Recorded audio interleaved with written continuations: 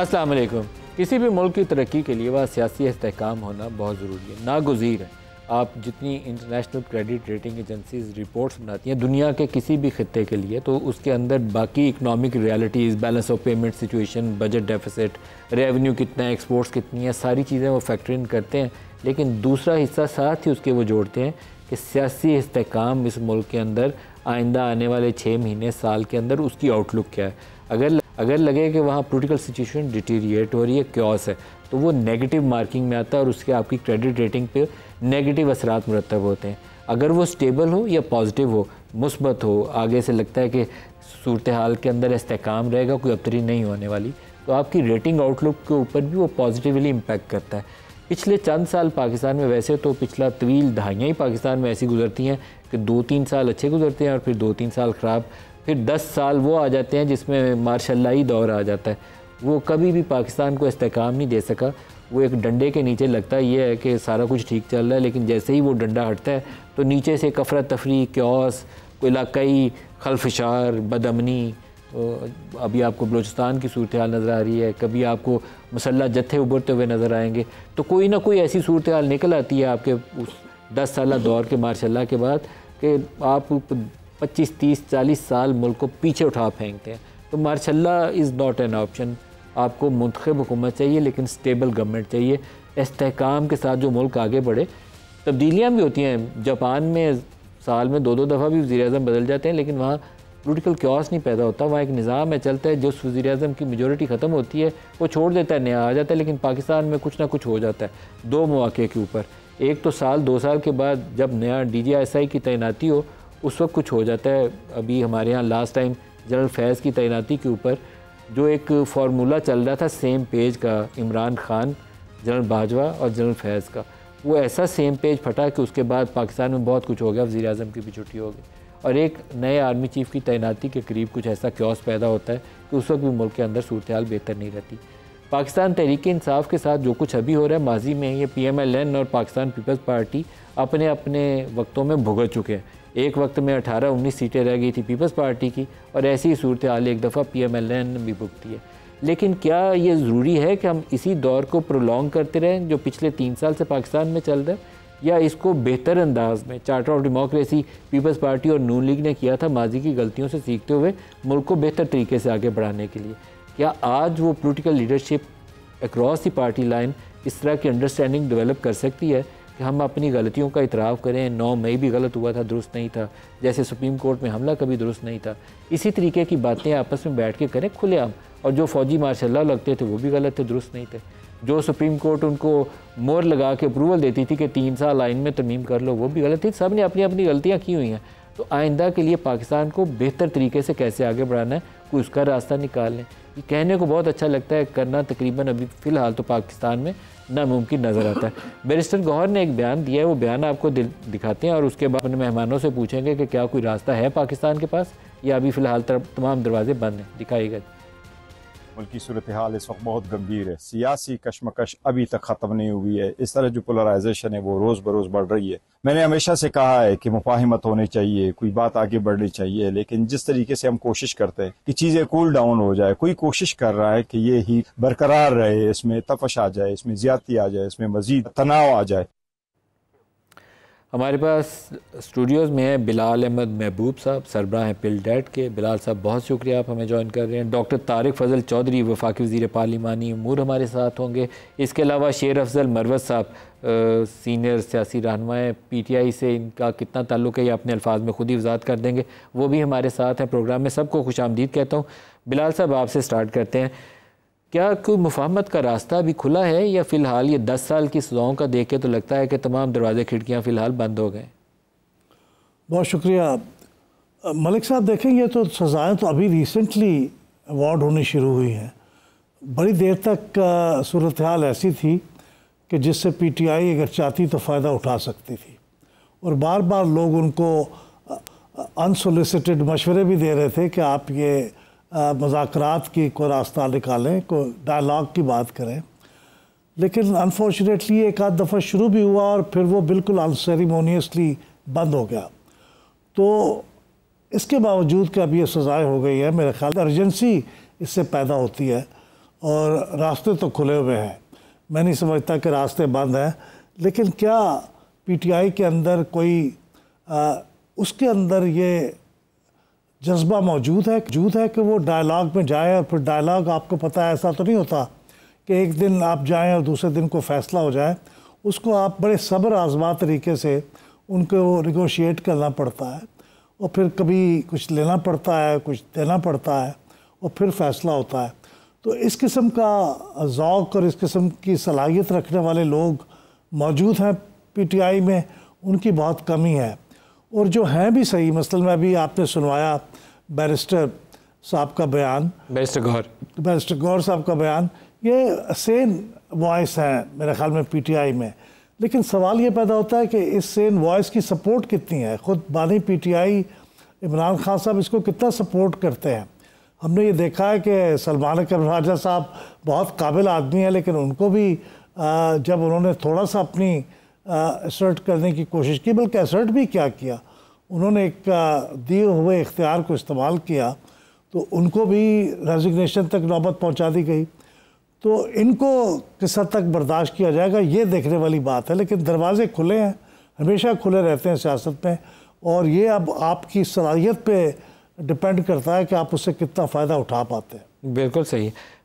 शेर अफजल मरवत साहब, आपसे जानना चाहूँगा, आप तो तमाम लोगों से वाकिफ़ हैं जो पीटीआई के अंदर मामलात को बेहतर बनाने की कोशिश भी करते हैं और बिगाड़ने में हिस्सा भी डालते हैं। तो आपके ख्याल में कुछ ऐसा रास्ता मौजूद है, या कुछ सारे लोग बिगाड़ पैदा करने के दर पे? बहुत शुक्रिया। पाकिस्तान तहरीक इंसाफ में मफाहमत के हवाले से बिगाड़ के हिमायती बहुत कम है, और मफाहमत के हक़ में काफ़ी आवाज़ें हैं। लेकिन बदकिस्मती ये है कि ये जो मकालमा या मफाहमत के लिए जो इख्तियार देना होता है, वो इख्तियार उन लोगों के पास नहीं होता है जो पीटीआई की नुमाइंदगी कर रहे होते हैं। माजी में गुज़िश्ता 3 सालों में जो भी कोशिशें हुई है, बाज़ मकामात पे तो उन कोशिशों को सबोटाज किया गया, और शायद हालात इस नहज पर ना आते। पीटीआई की शायद गलतियां इसमें होंगी, लेकिन समझ से बालातर ये हैं कि जो तमाम चीज़ें हुकूमत को मिल चुकी है, डबल यानी इनकी अददी अक्सरियत जो है 2/3 मेजॉरिटी हो चुकी है, 26वीं आईनी तरमीम हो गया, हुकूमत इनकी कायम है, और बड़े अच्छे मरासम हैं इनके एस्टेब्लिशमेंट के और पीपल पार्टी के। तो इसके बाद जो ये सिलसिला शुरू हो गया सज़ाओं का, और ये अपोजिशन को सेनेट में और नेशनल असम्बली में लीडर से महरूम करना, और ये तो के हिसाब से जो सज़ाएँ आ रही है, ये पोलराइजेशन जो है ये इस मुल्क को कहाँ पे ले जाए। यहाँ पे मैं एक चीज़ वाज़े कर दूँ कि ये पाकिस्तान तहरीक इंसाफ को नुकसान नहीं पहुँच रहा है, इससे नुकसान पूरी रियासत का है, पूरी ममलिकत का है, आवाम पाकिस्तान का है। ये मफाहमत और मुकालमा मुस्तकबिल करीब में मुझे होता हुआ नज़र नहीं आ रहा है, क्योंकि जो भुगत गए, जो हो गया, अब अगर कोई मुकालमा होगा तो कुछ ले और कुछ दे के असूल पे तभी होगा जब पीटीआई की मुज़ाहमती क़ुव्वत जो है वो इस काबिल हो कि उनको डील पे ला सके। जब तक मुज़ाहमती क़ुव्वत को जो है रेस्टोर नहीं करेगी पीटीआई, अगर कोई मुफ़ाहमत की बात करता भी है, मुफ़ाहमत करेंगे नहीं, क्योंकि मुफ़ाहमत अब उनको ज़रूरत ही नहीं है। उन्होंने तो अब हुकूमत ने फिल वक्त निज़ाम को इसी तरह चलाना है, और बाकी जो है जो भी सेन एलिमेंट्स हैं जो पाकिस्तान की परवाह रखते हैं, मरवत साहब, लेकिन आपको ये नहीं लगता कि पाकिस्तान तहरीक इंसाफ को काफ़ी हद तक जो टॉप टियर है उसको तो स्टीम रोल कर दिया गया? पहले तो 8 फरवरी के इर्द गिर्द पार्टी तोड़ी गई थी, काफ़ी हद तक डंडा भी इस्तेमाल हुआ, दबाव भी इस्तेमाल हुआ, लोगों को पकड़ लिया गया। लेकिन अब जो बाकी रही खई कसर थी वो इस सज़ाओं के अमल ने, पकड़ धकड़ ने वो बाकी भी पूरी कर दी है, तो आपकी टॉप टियर तो स्टीम रोल हो चुकी है। ये तो 9 मई से ये सिलसिला शुरू है। अभी जो मैं अगर इनके वकालत के फ़राइज़ निभाता तो मैं कतई न चुपता या अपने क्लाइंट को यह न कहता कि आप चुप जाएं या अपील में दायर करने में ताख़ीर करें। देखिए, ये पीटीआई के साथ जो आजकल हो रहा है, इतना नहीं हुआ था पीपल पार्टी के साथ, इतना नहीं हुआ था पाकिस्तान मुस्लिम लीग नून के साथ। बहुत हो गया ना, पौने 3 साल हो गए हैं। और पौने 3 साल में मैं ये नहीं है कि पीटीआई की वकालत कर रहा हूँ, मैं ये पाकिस्तान की वकालत कर रहा हूँ। रहम भी कोई चीज़ होती है, शफकत कोई चीज़ होती है। वो 2-2.25 साल से इमरान खान जो है जेल में पड़ा हुआ है, मैंडेट उसका हो गया, चले मुबारक हो आपको। रिज़र्व सीटें चली गई, 26वीं आईनी तरमीम हो गई, लेकिन इसके बाद जो है इसको अब ये जो अवामिल हैं ये फिस्ताइयत के ज़ुमरे में आते हैं और ये मज़ीद जो है लेजिटिमेसी कोने का रास्ता हमवार कर रहे हैं। दुनिया भर में पाकिस्तान के अदालती निज़ाम का, सियासी निज़ाम का, जमहूरी निज़ाम का एक इंतहाई भयानक और मसख शुदा पिक्चर जो है सामने आ रही है। अच्छा डॉक्टर साहब, जो हुकूमत वक्त होती है वो अपोजिशन को गले से लगा के रखती है ताकि एक सियासी अफरा तफरी का माहौल ना पैदा हो। उनको साथ लगाए रखते हैं, थोड़ा थोड़ा उनको कभी कभी स्पेस दे देते हैं ताकि वो साथ जुड़े रहें। आपकी वो मर्ज़ी और मंशा नज़र नहीं आती। बिस्मिल्लाहिर्रहमानिर्रहीम। मलिक साहब, बहुत शुक्रिया। सबसे पहले तो मैं वो अर्ज़ कर दूं जो आपने प्रोग्राम में सबसे पहली बात को अपना मौजूद गुफ्तगू बनाया है।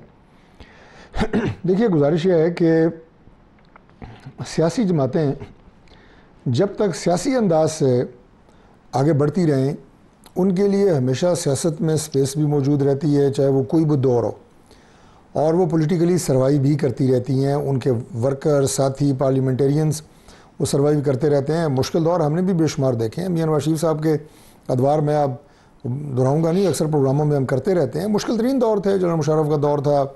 उसके बाद आप देखें जो 2013 और 18 का दौर था वो भी मुश्किल दौर था। उससे पहले जब बीबी के साथ ही वॉज प्राइम मिनिस्टर, उस वक्त जिस तरह उन्हें निकाला गया, तो ये सारी बातें, और उसके साथ पार्टी वो फाइट भी करती रही लेकिन पॉलिटिकल अंदाज से। हमने जो अभी पिछला दौर देखा जिसमें मियां नवाज शरीफ साहब को सुप्रीम कोर्ट से डिस्क्वालीफाई किया गया, उसमें भी बड़ी सख्तियाँ थीं इमरान खान के दौर में, लेकिन हमने सियासी अंदाज से कोई दूसरा रास्ता इख्तियार नहीं किया। मुख्तसर करता हूँ, गलत कहाँ पे हुई है पाकिस्तान तहरीक इंसाफ, जब इन्होंने सियासी जमातों से सियासी मैदान में लड़ने की बजाय अस्करी एस्टेब्लिशमेंट के इदारे और जो रियासत के इदारे हुए हैं उनसे लड़ना शुरू कर दिया बराह रास्त। दूसरी बात, जो इनके बैठे हुए हैं सोशल मीडिया के ऊपर, YouTubers, trollers, social media handlers, उन्होंने इदारों की, मुल्क की, रियासत की, अदलिया की, हर चीज़ की तहस नहस कर दिया और आखिरी हद तक चले गए। और उससे हमारा सिर्फ पॉलिटिकल फाइबर नहीं बल्कि हमारा माशरे का जो सोशल फाइबर है वो भी बुरी तरह मुतासर हुआ है, इसमें कोई दो राय नहीं है। तीसरी बात यह है कि सबसे बड़ी रुकावट क्या है, जो आपने बात की ना, अभी शेर अफजल मरवत खान भी बात कर रहे थे कि जी अब वो माहौल मुश्किल हो गया है कि जिसमें कोई मफाहमत की बात हो, कि मैं इस पर यकीन नहीं रखता, माहौल हमेशा मौजूद होता है। ये जो अभी तहरीक इंसाफ के बाज़ लोगों की ये बात है कि गिरफ्तारी हो गई जी, हमारे खिलाफ फैसला हो गया, बातचीत नहीं हो सकती, मुज़ाकरात नहीं हो सकते, कि उसका जवाब हमेशा मैं ये देता होता हूँ कि जंगें जब उरूज पे होती हैं और दोनों तरफ से गोलाबारी हो रही होती है तो उस वक्त भी मुज़ाकरात होते हैं। जंगें रोक के कभी मुज़ाकरात नहीं किए जाते, बल्कि मुज़ाकरात के नतीजे में जंगें रुकती हैं। तो ये कोई दलील नहीं है जनाब के बंदे गिरफ्तार हो गए, फ़लाँ हो गए, ये हो गए, ये चलती रहती हैं चीज़ें। आपके बंदे रिहा भी हुए, उनको ज़मानतें भी मिली। अभी इमरान खान साहब को 8 केसेस में इकट्ठी ज़मानतें मिल गई। तो ये चीज़ें साइड बाई साइड चलती हैं, लेकिन मुज़ाकरात का और सियासी रविश, इससे आपने हटना नहीं है। वजह क्या है कि क्यों नहीं हो सकता या क्यों नहीं हो पा रहा? उसकी वजह इमरान खान साहब की सियासी फ़िरौनियत, ये वाहिद वजह है, और ये आज से नहीं है। ये उस वक्त भी थी जब वो प्राइम मिनिस्टर थे, ये उस वक्त भी थी जब वो प्राइम मिनिस्टर नहीं थे। तमाम पाकिस्तान की सियासी क़यादत के नाम बिगाड़ के उन्हें जलसों में बेइज्जत करने की कोशिश करना, किसी को डीजल कहना, किसी को मुच्छल कहना, किसी के बारे में नाज़ेबा गुफ्तगू करना, ख़वातीन तक को नहीं बख्शा गया। ये ट्रेंड वो ऊपर से डालते थे और नीचे तक ट्रिकल डाउन होता था। जब प्राइम मिनिस्टर बने, अब थोड़ा सा फ़र्क देख लें, मैं बिल्कुल मुख्तसर बता देता हूँ कि हम अपोजिशन में थे, इमरान खान प्राइम मिनिस्टर थे, शहबाज शरीफ साहब ने कहा जी चार्टर ऑफ इकोनॉमी करते हैं, पाकिस्तान की बेहतरी की बात करें, मैं आपके साथ हूँ। ये उनकी पहली तकरीर थी फ्लोर ऑफ द हाउस पे। और अभी जब ये प्राइम मिनिस्टर हैं शहबाज शरीफ, अपोजिशन बेंचेस पे जाके हाथ में ला के अपोजिशन के लीडर्स को और कहते हैं, असद कैसर को, बैरिस्टर गौर को, आए बैठ के बात करते हैं, मैं हाजिर हूँ, इस मुल्क के लिए हमें बैठना चाहिए। अब दूसरा तरफ रवैया देखें जिसको मैं सियासी फ़रौनियत कह रहा हूँ कि इमरान खान जब अपोजिशन में, जब प्राइम मिनिस्टर थे, उन्होंने 4 साल में लीडर ऑफ अपोजिशन तो क्या, अपोजिशन की किसी एक बंदे से हाथ मिलाना गवारा नहीं किया कि मुझे इनकी शक्लें पसंद नहीं हैं, मुझे इनका वजूद बर्दाश्त नहीं है, पार्लियामेंट में लानत भेजते हैं, फ़लाँ ये बातें जो दोहराई नहीं जा सकती। और जब अपोजिशन में आए उस वक्त आपने उनका रवैया देखा कि हम फेडरल गवर्नमेंट में थे, वो पंजाब में गवर्नमेंट उनकी, केपी में गवर्नमेंट, गिलगित बल्तिस्तान में उनकी गवर्नमेंट, बलोचिस्तान में गवर्नमेंट, आज़ाद कश्मीर में सारी की सारी असम्बलियाँ तोड़। यानी देखिए, आप एक कमरे में बैठे हैं ना, यहाँ से स्टूडियो में बैठे हैं, बाहर जाने का रास्ता एक दरवाज़ा है, वहीं से जा सकते हैं। मैं सारी रात इन दीवारों को टकरे मारता रहूँ, मैं बाहर नहीं जा सकता। तो ये जो दरवाजे की मैं बात कर रहा हूँ ना, ये दरवाज़ा है सियासी दरवाज़ा।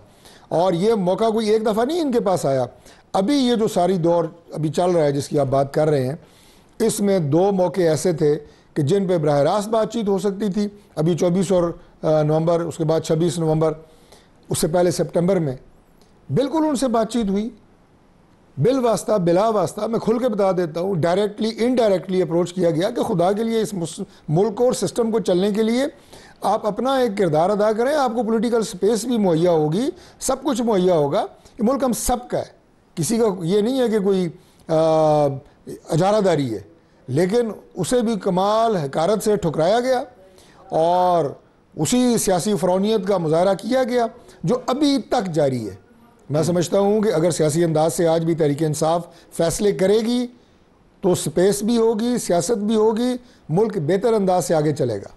अच्छा, एक अहमद बराद महबूब साहब, न मोहतरमा अल्लाह पाक उनकी मग़फ़िरत फरमाए, NRO की टॉक्स उन्होंने की जनरल मुशर्रफ के साथ दुबई में, और वो मौका वो था जब जनरल मुशर्रफ लगता था कि he is too powerful. Nawaz Sharif को भी पाकिस्तान से बाहर भेज चुके हैं, मोहतरमा को भी भेज चुके हैं, अब उनको चैलेंज कोई नहीं है, वो जुडिशरी वाली तहरीक उनके गले पड़ गई। NRO की टॉक्स की बीबी ने, फिर नवाज शरीफ वापस आते हैं, एयरपोर्ट के ऊपर ही उनकी ज़मानतें वानतें हो जाती हैं, अंगूठे लग जाते हैं। दोनों को रास्ता मिला, दोनों ने इंगेज किया इस्टेब्लिशमेंट से, उसी इस्टेब्लिशमेंट को जिसको नवाज शरीफ गुजरांवाला के जलसे में नाम ले लेके पुकारते थे कि आप ज़िम्मेदार हैं। तो प्रॉबेबली इमरान खान को भी किसी स्टेज के ऊपर ही काम करना होगा। उन्होंने कहा 2 मौके आए थे, दोनों मौके भी उन्होंने गवाए, 24 और 26 नवंबर वाला और सितंबर वाला। ये US प्रेसिडेंट ट्रंप के इलेक्शंस के बाद एक गोल्डन अपॉर्चुनिटी थी जिसको वो मिस कर गए। और अभी भी मई वाले इलेक्शन, ये मई वाला जो पाक भारत एक इनकाउंटर था 4 दिन का, इसमें भी अपॉर्चुनिटी थी। क्या इमरान खान के लिए वो मौका है और क्या वो अवेल कर सकते हैं, या there is no such opportunity? मेरे ख्याल बिल्कुल मौका है उनके पास, अगर वो अपना माइंडसेट तब्दील कर ले। मैं अभी आने से पहले एक खबर देख रहा था, अगर वो सही है तो वो बहुत अफसोसनाक है कि उन्होंने अपनी पार्लियामेंटेरियन को कहा है कि वो कमेटियों से मुस्ताफ़ी हो। हाँ जी, अलीमा ने आके, उनकी बहन ने बयान दिया। हाँ, अब देखिए, अगर इस तरह की अगर आप कंडक्ट करेंगे अपने आप को, तो फिर तो आप खुद अपने रास्ते बंद कर रहे हैं। आइसोलेट ना करें सियासत, आइसोलेट करें। पहले भी आप करके देख चुके हैं, उसका क्या फ़ायदा हुआ, आपको नुकसान हुआ।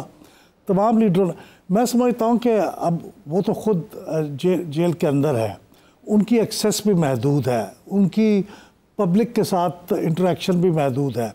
तो मेरे ख्याल में जो लोग बाहर हैं उनको कोई आपस में सलाह मशवरे के फ़ोरम बना के वहाँ पे गुफ्तगू शुनीद करके कोई रास्ता निकालना चाहिए। अगर टोटली इमरान खान साहब पे डिपेंडेंट रहेंगे तो वक्त पे इतलात भी नहीं आती, फिर इतलात कंट्राडिक्टरी भी आती हैं। तो जैसे बैरिस्टर साहब फरमा रहे थे, बैरिस्टर गौहर साहब, मेरा ख्याल इनको लीड लेनी चाहिए। नहीं ले सकते सर। हाँ, जो इमरान खान के नीचे पार्टी के अंदर एक फ्लॉ है ना, नवाज शरीफ के नीचे शहबाज शरीफ थे, वो इंगेज कर लेते थे, मरियम बीबी से भी कोई बात कर लेता होगा। जो पार्टी इमरान खान की है, इमरान खान के नीचे कोई दूसरा बंदा, उसके ऊपर या तो इमरान का ट्रस्ट नहीं है या उसका वज़न नहीं है। Barrister Gohar is a very decent fellow, very nice fellow, educated person, लेकिन उनका कोई वज़न नहीं है पार्टी में। जी, तो इमरान खान साहब को पड़ेगा। वेरी डिसेंट फेलो, पार्टी के अंदर उनका वज़न नहीं है। अगर इमरान खान उनको मैंडेट दे दें और उनको एम्पावर करें तो मेरे ख्याल है दोनों काफ़ी हैं रास्ता निकालने। और किसी एक को ना देना चाहें तो 3-4 की कमेटी बना दें, कुछ तो वे फॉरवर्ड होना चाहिए। और वे फॉरवर्ड यही होगा कि इन लोगों को एम्पावर करें जो मॉडरेट एलिमेंट है और आगे लेकर चल सकते हैं। बिल्कुल आपकी बात से इत्तेफाक करता हूँ। एक ब्रेक करीब आ गया, ब्रेक ले लें, ब्रेक से वापसी आते हैं, हमारे साथ रहिएगा।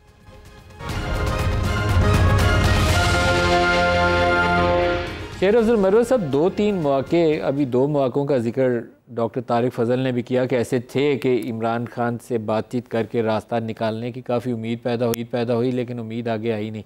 अली अमीन गंडापुर से हमने इंटरव्यूज़ किए तो उन्होंने भी कहा कि कोई 90%, 99% भी उन्होंने कहा एक मौके के ऊपर चांस था, 1% से बात रह गई। तो ये बात 1% से रह क्या जाती थी, वो बात बता दें, और वो कौन ऐसा बंदा था जो दरमियान में स्पॉइलर का रोल अदा करता था?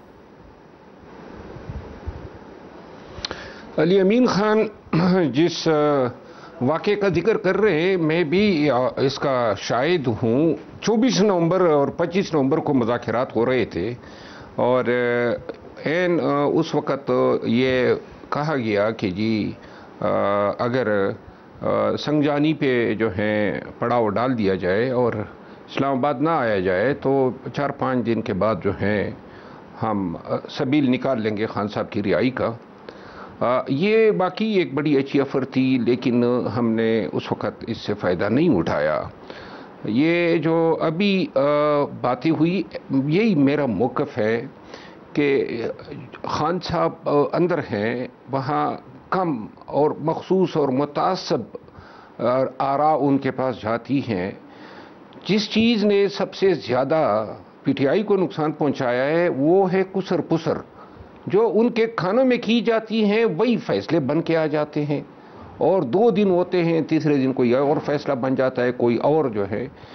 मैं इसमें दूसरी राय नहीं रखता हूं कि पार्टी के मामलात का हल इसी में है कि खान साहब अपने एतमाद के, चाहे उनकी बहन हो, चाहे सलमान अकरम राजा साहब हो, बैरिस्टर गौर साहब हो, अली अमीन खान हो, अपने ये एतमाद के 4-5 लोगों को वो इख्तियार सौंप दे, क्योंकि वो ज़मीनी हक़ाइक़ देखते हैं, उनको इल्म है कि किस तरीके से जो है इस निज़ाम में हमने चल के अपने मकासद हासिल करने। अभी ये जो बात हुई आज, जो कहा गया कि जी ये कमेटियों से इस्तीफ़े दे, ये सोच कि मैं हिमायत नहीं करता हूँ।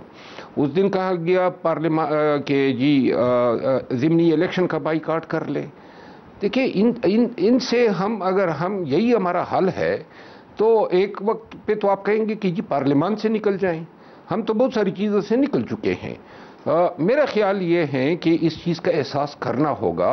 ये जो आपने कहा ना, बैरिस्टर गौर साहब, बिल्कुल आपकी तमाम ये जो अल्फाज उनके बारे में कहे, लेकिन एक बैरिस्टर गौर नहीं, पाकिस्तान तहरीक इंसाफ में कोई शख्स वजन नहीं रखता है मां सिवाय इमरान खान के।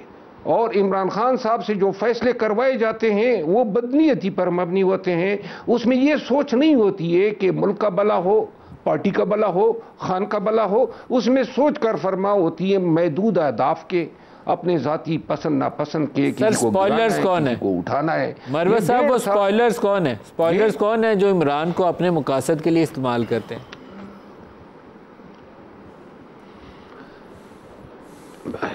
ये जो डॉक्टर साहब ने बात की ना, जिस मीडिया का हवाला दिया, आप आजकल देख सकते हैं कि मेरी जो है बड़ी इज़्ज़त अफजाई हो रही है। और मैंने कभी पार्टी के या खान के ख़िलाफ़ कोई बात नहीं की है, लेकिन जो मेरी फ़िक्री और मेरी इंटेलेक्चुअल कोई मेरी एक राय हो सकती है, वो मैं किसी के लिए तब्दील नहीं कर सकता हूँ, वो वही रहेगी। मैं एक वकील हूँ, मैंने हमेशा ये सीखा है कि हमने इंटेलेक्चुअल डिसऑनेस्टी नहीं करनी है। बाकी जो हैं यहाँ पाकिस्तान तहरीक इंसाफ के तो अब 70-80% जो इनके आसाब है उस पर तो सोशल मीडिया सवार हो गई है। और ये बईद नहीं होगा कि जल्द ही सोशल मीडिया जो है वो वही फैसले करना शुरू कर दे जो कि स्पॉयलर्स कर रहे हैं। और वो स्पॉयलर्स कौन है? आपने ये कर, और अभी स्पॉयलर्स कौन है? स्पॉयलर्स कौन है? देखिए, स्पॉयलर जो है वो या तो कमअकल है, कौन है, या बदनीयत है, कौन ये है? नहीं कहता हूं। देखिए मलिक साहब, आप अच्छी तरह जानते हैं कि यहाँ परसों ही मैंने एक ट्वीट किया है कि मैं कुछ ज़्यादा कम सच बोलूँगा ताकि थोड़ा सा जो है मेरे लोगों से मरासिम ख़राब ना हो। तो लिहाजा मुझे आप मज़ीद एक कैंपेन का शिकार न कीजिएगा। All right. डॉक्टर तारिक, जब आप कहते हैं कि 2 मौके आए थे, नवंबर वाला भी आपने हवाला दिया, तो मोहसिन नकवी बराह रास्त PTI के लोगों से, उधर से अली मीन थे और बैरिस्टर गौर थे, उनसे इंटरेक्ट कर रहे थे, पैगाम रसानी भी हो रही थी इमरान खान से। कुछ इमरान खान की शर्त भी अजीब सी थी कि मुझे एक दिन में रिहा किया जाए, वो कह रहे थे कि नहीं 2-3 हफ्तों में कर देंगे। लेकिन ये मामला टूटता कहाँ से था कि 2-3 मौके तो थे, प्रेसिडेंट ट्रंप के इलेक्शन के इर्द गिर्द भी ये बात चली थी। अभी ये जो मई वाली पाकिस्तान और भारत की जंग थी, इसके दरमियान में फिर लगता था कि कोई रास्ता खुलने लगा। टूटती किस बात पे आके बात? कौन है वो बंदा जो इसको तोड़ देता, आगे चलने नहीं देता? देखिए, मैं बिल्कुल उस पर आता हूँ, लेकिन अभी जो सोशल मीडिया की बात शेर अफजल मरवत ने जो मेरी बात का रेफरेंस देके उसको आगे बढ़ाया है, मैं उसको कंप्लीट कर देता हूँ एक जुमले में। बेसिकली इस वक्त पाकिस्तान तहरीक इंसाफ की क़यादत ये सोशल मीडिया की होस्टेज है। ये होस्टेज बन गए हैं सोशल मीडिया, इनकी अपने जो पाकिस्तान से बाहर बैठे हैं। जो भी इनके, जो आपने कहा ना कि संजीदा सोच रखने वाले पार्लियामेंटेरियन हैं या लीडर हैं पाकिस्तान तहरीक इंसाफ के, इसमें कोई शक नहीं है कि इमरान खान जो है वो सेंट्रल पर्सन है और पार्टी वही डोमिनेट करते हैं और उन्हीं की फैसलों के ऊपर ही पार्टी फैसले करती है। लेकिन अगर मीडिया पे, पार्लियामेंट में अगर कोई महज़्ज़ब बात करे पाकिस्तान तहरीक इंसाफ का MNA कोई लीडर, उसे इनकी अपनी सोशल मीडिया से जो गालियाँ पड़ती हैं वो हमारा सोशल मीडिया सोच भी नहीं सकता कि वो इनको दे, और उसकी वजह से फिर वो भी अपना स्टैंस जो है वो चेंज करेंगे, वो हॉकी साइड पे आएंगे, इमरान खान की तरफ जाएंगे, तो वहाँ पे भी वो उनके जो जज्बात और उनकी जो सियासी वलवला अंगेज़ी है वो इनके लिए शदीद नुकसान का बायस बन रही है। ये एक बात है। दूसरी बात ये जी, जो बातचीत आपने कही 24-25 नवंबर को, और उसके बाद ये मामलात ख़राब कैसे हुए, बुशरा बीबी की वजह से। ये मामलात जो है बुशरा बीबी की वजह से ख़राब हुए, और इसमें जो लोग एक पॉजिटिव किरदार अदा कर रहे थे, कोई ऐसा नहीं था कि वो अगर बात चल पड़ती तो अगले दिन इमरान खान ने रिहा हो जाना था। ज़ाहिर है उसके लिए एक प्रोसेस है, उसको फॉलो किया जाता। लेकिन जो पूरी सूरत हाल के अंदर जो तनाव की कैफियत थी वो सबसे पहले कम होती, मुज़ाकरात के दरवाजे खुलते, और उसके बाद गवर्नमेंट जो है उसका यही रोल होता है कि हम जो प्रोसिक्यूशन है उसके ज़रिए कोई हेल्प इनकी कर सकते थे। बहरहाल वो कैसे रिहा होते ये तो अलग एक बहस है। लेकिन अली अमीन गंडापुर की भी उस वक्त मैं समझता हूँ कि शायद ज़िंदगी वो तारीख़ी लम्हात में से एक लम्हा वो था जब उनके मुँह से भी कोई खैर की बात निकली या पॉजिटिव बात निकली कि यस वी शुड होल्ड। लेकिन बुशरा बीबी ने उस वक्त ये सारे जो मुज़ाकरात और ये सारी बातें जो हो रही थी, इमरान खान ख़ुद भी चाहते थे कि ये बात जो है बातचीत की तरफ जाए और उसका कोई पॉजिटिव हल निकले, लेकिन वो सैबोटाज जो हुआ वो बुशरा बीबी की वजह से हुआ। अच्छा सर, एक ये सियासी तो बहस मुबासा कर ही रहे हैं, आजकल एक और बड़ा सियासी इशू है, उस पर भी आपकी मौजूदगी का फ़ायदा उठाएं। नए सूबों के ऊपर आजकल बड़ी गर्मा गर्म बयानात आ रहे हैं, 12 सूबे बना दें, 10 बना दें, 14 बना दें, 16 बना दें। सूबे बनने चाहिए, कोई मज़ाइका नहीं है। इंडिया ने 55 में शुरू कर दिया था, 50s में ही, और वो अब मज़े से बनाए जा रहे हैं, कोई बहुत बड़ी कंट्रोवर्सीज भी नहीं आती। पाकिस्तान में it's going to be a very thorny issue. कहीं पे लिसानियत आ जाएगी, कहीं पे वो पख्तून का इशू आ जाएगा, कहीं बलोच का इशू आ जाएगा। कैसे आगे बढ़े? मैं मलिक साहब हैरान होता हूँ कि हम इस वक्त क्या हमारे पास मसले और मुश्किलात क्या कम है कि हम इस वक्त एक और मुश्किल ख़ुद क्रिएट करना चाहते हैं। आपके ख्याल में ये क्यों आई ये सोच इस वक्त? ये मैं हैरान हूँ कि ये क्यों आई है, या उनको इसका इदराक नहीं है कि जब आप एक दफ़ा इस मसले को छेड़ेंगे तो वो तमाम ज़बान की बुनियाद पे, एथनिसिटी की बुनियाद पे जो सूबों के मुतालबात माजी में होते रहे हैं वो दोबारा जागेंगे। क्योंकि अब तो इस वक्त तो कोई रियल मुतालबा तो मौजूद नहीं था, तहरीक कम अज़ कम मौजूद नहीं थी। लेकिन जब आप इस मामले को लगेगा उनको कि अब ये मामला खुलने लगा है, तो फिर हज़ारा सूबे वाले उन्होंने भी कुर्बानियाँ दी हुई हैं, सिराकी सूबे के लिए भी, भावलपुर सूबे के लिए भी, बलूचिस्तान के अंदर भी पख्तून सूबे का मुतालबे के लिए।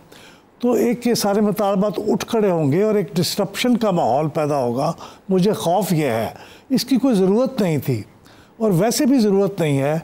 मैं समझता हूँ कि अगर आपका मकसद डेवोल्यूशन है और एडमिनिस्ट्रेटिव बुनियाद पर सूबे बनाना है तो उससे तो कहीं बेहतर है आप मकामी हुकूमतों के निज़ाम को बेहतर बना लें, क्योंकि एडमिनिस्ट्रेटिव जो यूनिट्स होते हैं वो सूबे नहीं होते, सिर्फ सूबे एडमिनिस्ट्रेटिव यूनिट्स के अलावा सियासी यूनिट्स भी होते हैं। आपके ख्याल में इन 4 सूबों के स्ट्रक्चर को नहीं छेड़ना चाहिए? मेरा ख्याल नहीं छेड़ना चाहिए। अगर छेड़ना चाहते हैं तो उसके लिए एक बड़ा लॉन्ग टर्म कंसेंसस डेवलप करना पड़ेगा, जैसे इंडिया ने किया था। उन्होंने देखे 2 साल तक उनका एक कमीशन बैठा था जिसको स्टेट्स रीऑर्गेनाइजेशन कमीशन कहते हैं। उसके बाद उनकी रिपोर्ट आई थी, फिर पार्लियामेंट ने डिबेट की थी, फिर वो स्टेट्स रीऑर्गेनाइजेशन एक्ट बना था 1956 में। तो इस तरह का काम करना पड़ेगा, लेकिन इस तरह का आपको कंसेंसस डेवलप करने के लिए बहुत सब्र जो और बड़ी आपका मेहनत दूसरा की हिस्सा है जरूरत ना, है। उसमें बड़ा वजन है कि आप मुकामी हुकूमतों को प्रोविंशियल फाइनेंस कमीशन लाए और उनको एम्पावर कर दें तो आपका मसला वैसे ही हल हो जाता है। लेकिन वो हम करना करेंगे तो इस वक्त ये तो कर ले पहले, ये अगर ना करे वर्क तो फिर सूबों की तरफ। मरवत साहब आप क्या कहते हैं, नए सूबे बनने चाहिए सर? जी मैं ये समझता हूँ कि अगर जी मलिक साहब किससे पूछा है आपने? शेर अफजल मरवत साहब आप ही से पूछ रहा हूँ। जी मैं ये अर्ज़ कर रहा हूँ कि अगर आप खैबर पख्तूनख्वा को देख लें, खैबर पख्तूनख्वा का जो रकबा है और जो आबादी है वो पूरे यूनाइटेड किंगडम से ज़्यादा है। और यूनाइटेड किंगडम जो है उसमें जो सूबे जिनको वो स्टेट कहते हैं, वेल्स हैं, इंग्लैंड है, आयरलैंड है, इसके अलावा एक 5 पे मुश्तमिल है। मैं ये समझता हूँ कि हम अगर इस सोच पे जाएं कि हमने थोड़ी सी सहूलत पैदा करनी है, बलूचिस्तान को आप देखें तो इससे 5 यूनाइटेड किंगडम बन सकते हैं और तरक्की जो है वो मफकूद है। तो लिहाजा जहाँ ज़रूरत है सूबे बनने से जो है तरक्की का रास्ता ज़रूर खुलता है। इसमें आप इथनिसिटी को या ज़बान को तरजीह न दें बल्कि पब्लिक के वेलफेयर को देखें। साउथ पंजाब का आप देखें काफ़ी अरसे से, ये तो नहीं है 20 साल से या 30 साल से ये मुतालबा आ रहा है, हज़ारा का मुतालबा आ रहा है। अंदरून सिंध जो है उसको अगर आप कराची से जोड़ते हैं, जो इसमें मसले मसाइल होते हैं, फिर इंसाफ की फरहमी ज़रा तेज़ हो सकती है, हाई कोर्ट्स बने। अगर खैबर पख्तूनख्वा में नए सूबे बनाने हो तो खैबर पख्तूनख्वा में आप कैसे तजवीज़ करेंगे, क्या रीड्रॉ होगा, कैसे नया सूबा बनाया जाएगा उसके अंदर से? देखिए मैं खैबर पख्तूनख्वा से बिलोंग करता हूँ। मैं ये समझता हूँ कि खैबर पख्तूनख्वा के लोगों को आप 3 यूनिट में डिवाइड करें, 3 सूबों में सदर नज़ला को अलहदा सूबा बना दें। जो पेशावर है, मलाकंड, ये इसी तरह एग्जिस्टिंग रहे हैं और एक सूबा जो है वो हज़ारा की शक्ल में जो है जन्म ले। इससे जो है बहुत सारी महरूमियाँ दूर हो सकती है और हम खैबर पख्तूनख्वा में ये तीनों जितने रीजन्स हैं, अब अगर हज़ारा का रीजन है तो कहीं पे इनको बोली जाती है, बटग्राम में, मानसेरा, एबटाबाद, अलीपुर में पश्तो भी बोली जाती है। तो लिहाजा ये सोच कि जी इससे एथनिसिटी को हवा मिलेगी, डिसेंट्रलाइजेशन को या उबुलवतनी मुतासर होगी, मैं ये समझता हूँ सदरन पंजाब को आप देखें, मुल्तान को देखें और लाहौर को देखें, कितना ये सराइकी बेल्ट है। अब अगर सराइकी बेल्ट एक कॉमन बांड है इनके बीच, वहाँ इन्हीं इलाकों में पंजाबी भी आबाद है, हत्ता कि पश्तून भी आबाद है। आपने ये सोचना है कि हमने इन लोगों को जो है सहूलत देनी है और कब तक, यानी 78 साल हो गए हैं, 4 सूबे हैं। अब ये स्टैटिक सोच होगी कि हमने आगे नहीं बढ़ना है। 2 मिनट रहेगी। डॉक्टर तारिक साहब आपसे भी पूछ लूँ, मुझे लगता है जो NFC के नीचे वफाक से सूबों को वसाइल ट्रांसफ़र होते हैं वो एक बहुत बड़ा इशू है जिसको दुरुस्त करने की ज़रूरत है। NFC रिकॉन्स्टिट्यूट भी हो गया, तो मुझे लगता है सूबों की बहस शायद एक अच्छा सियासी दबाव का हरबा है कि अगर सूबे ज़्यादा मस्ती दिखाएंगे तो फिर उनको बताएं कि नए सूबे भी बनाए जा सकते हैं। NFC is a bigger issue. Doctor Tariq साहब। मलिक साहब, इसमें 2 डिफरेंट पार्ट्स हैं मेरे जवाब के।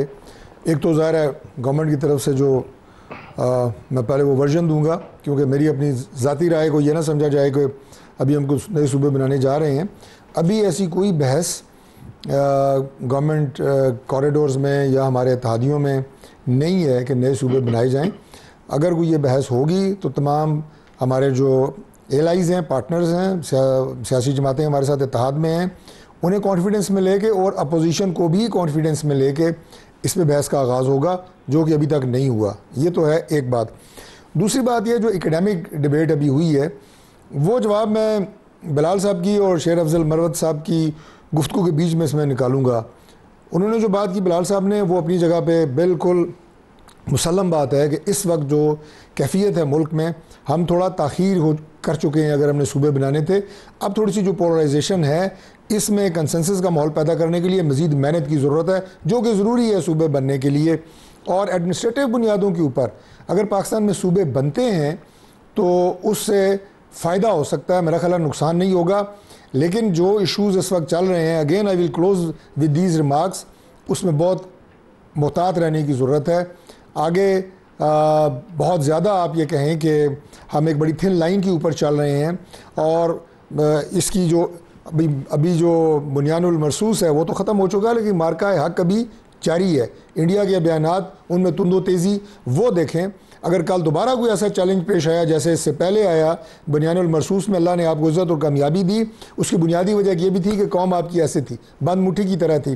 तो हमने अभी कोई ऐसा मौजू छेड़ना नहीं है कि जिसमें कौम के अंदर जो इत्तेहाद है उसमें कोई दरारें पैदा हों।